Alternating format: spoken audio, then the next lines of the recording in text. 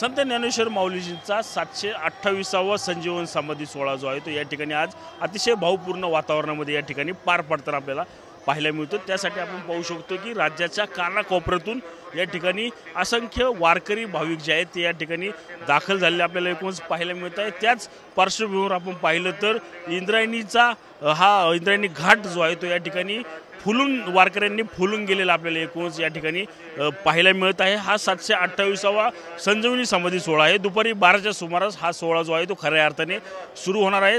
12 ते 12:30 पर्यंत या वेळेमध्ये आहे। संत ज्ञानेश्वर माऊली जे आहे ते 728 वर्षापूर्वी समाधी सोहळ्यासाठी या ठिकाणी गेल्याची आख्यायिका जी आहे ती या ठिकाणी असल्यामुळे हीच आख्यायिका आणि हा संपूर्ण सोहळा पाहण्यासाठी याची देही याची डोळा हा वारकरी जो आहे तो या ठिकाणी आळंदीमध्ये दाखल झालेला आपल्याला एकूणच पाहायला मिळतो। त्याचमुळे इंद्रायणीचा घाट असेल किंवा आळंदीतील असंख्य रस्ते असतील ते या ठिकाणी फुलून गेलेले आपल्याला एकूणच पाहायला मिळत आहे। आपण पाहू शकतो की इंद्रायणी घाटावर असंख्य वारकरी जे आहेत ते आचमन करत संत ज्ञानेश्वर माऊलींचं दर्शन घेत असतात। याच माऊलींच्या भक्तांसाठी जे आहे ते आता या ठिकाणी एक बोट आपल्याला पाहायला मिळते की कुठलेही अनुचित प्रकार या ठिकाणी घडू नये, कुठलाही व्यक्ती या पाण्यामध्ये वाहून जाऊ नये यासाठी या ठिकाणी नगरपालिका असेल किंवा अग्निशमन दलाकडून या ठिकाणी 2 बोटी ज्या आहेत त्या तैनात केलेल्या आपल्याला एकूणच पाहायला मिळत आहे। यानुसार कुठलाही धोका जो आहे तो कुठल्याही या वारकऱ्याला जो आहे तो या ठिकाणी होणार नसल्याचं चित्र जे आहे ते आपल्याला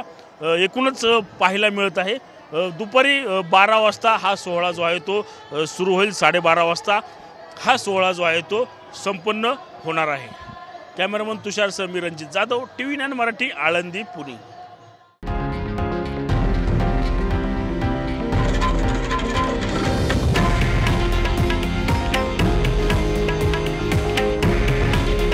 हे आहे देशातील नंबर 1 न्यूज नेटवर्क आणि आपण पाहत आहात TV9 मराठी। काळजी तुमची, हित महाराष्ट्राचं।